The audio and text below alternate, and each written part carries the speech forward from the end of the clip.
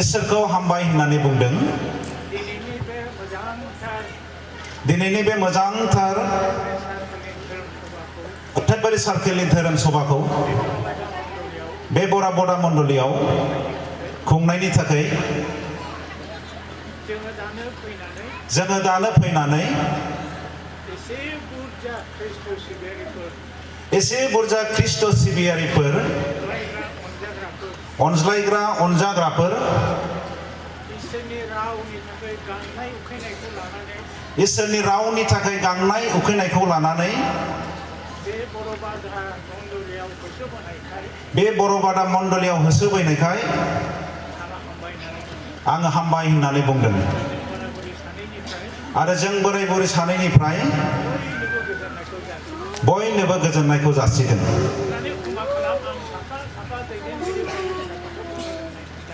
अन्नानै क्षमा खालाम आङो साफा साफा दैदेनगिरिफोरखौ नाम मख'नानै बुंनो हानाय नंलिया गेजेरावनो जोंनि गोजोननायखौ होबाय गेदेर रंजानाय मोनदों धोरोमनि थाखाय उखैनाय आरो गांनायखौ लानानै बेबादि होसोनानै नागिरनायनि थाखाय आङो मोनसे बाथ्राखौ बुंनो नागिरदों आरो बियो गांसेनि पेटरनि 2 बालाबनि 9 निफ्राय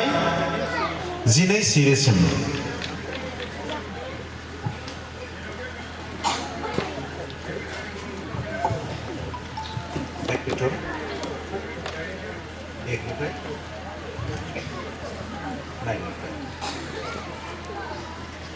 गांसेनि पेटर 2 बालाब 9 निफ्राय 12 सिम आङो फरायगोन जिसुनि मुङै बबेखानि नोंसोरो सायख'जानाय फोरेर राजानि दौरि जानाय गोथार हादरनि मानसिफोर बिनि मोनखानाय हादरनि मानसिफोर नोंसोरो खोमसिनिफ्राय गावनि सोमोनांथाव स्राङाव नोंसोरखौ लिंहरग्रानि आब्रुकफोरखौ खोथानाय बादि नोंसोरो गोदो हादरनि मानसिफोर नङामोन बबेखानि नोंसोरो दानो इसोरनि हादरनि मानसिफोर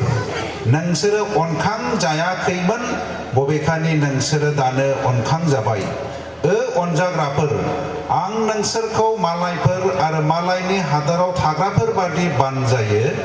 जिउजों दावहा नांज्लायनाय बेदरनि लुबैनायफोरनिफ्राय गोजान जादो मोदाय होग्राफोरनि गेजेराव मोजाङैनो थाबाय बिसोरो नोंसोरखौ गाज्रि खालायग्राफोर होननानै बांसावब्ला नोंसोरो मोजां मावनायखौ नुनो मोननानै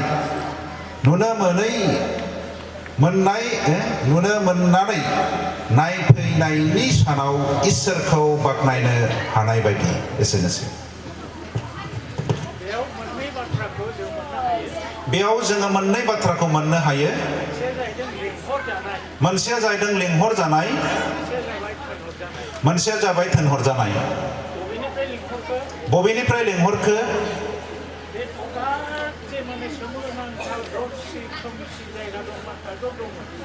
बे दरसि खोमसि हादर दंमोन बेयावसो जोङो खामिदोंमोन जोङो इसोरनिफ्राय गोजानमोन नाथाय इसोरा गावनि सोमोनांथाव अननायजों गावनि सोमोनांथाव स्रांनि रायजोआव लेंहरबाय आरो जों बयखौबो गोथार खालामबाय आरो गावनि जेनाखि गाहाम बाथ्रा दं गावनि जे थांखि दं बे थांखिखौ जोंनि जिउआव सोनानै होबाय आरो बुंबाय नोंसोरो थांफिनदो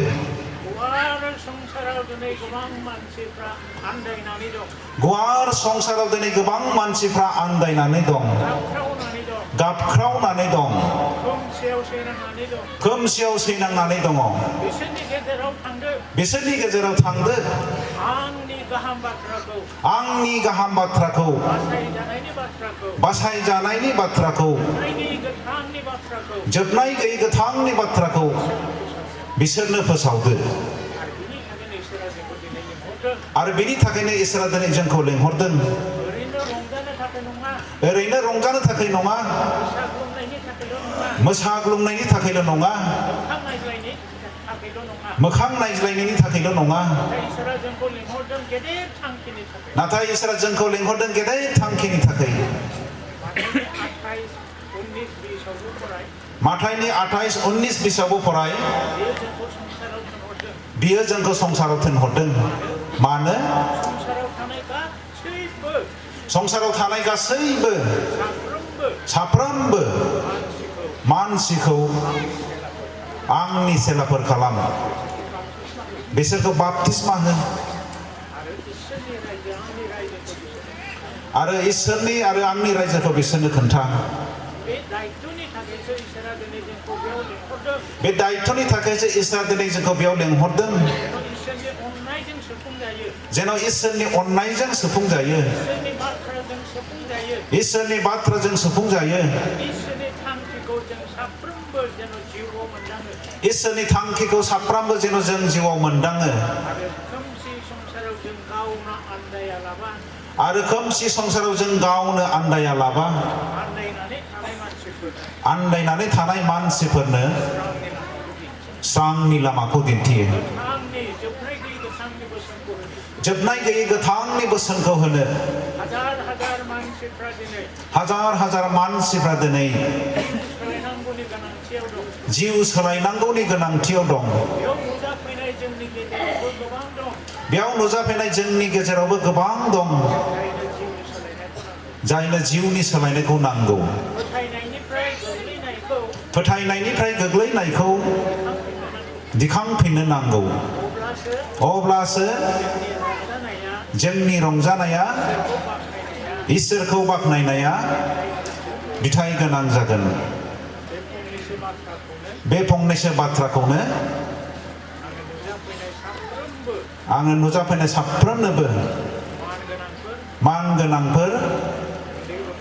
उन्दै गथ'फोर अनजाग्राफोर बयनोबो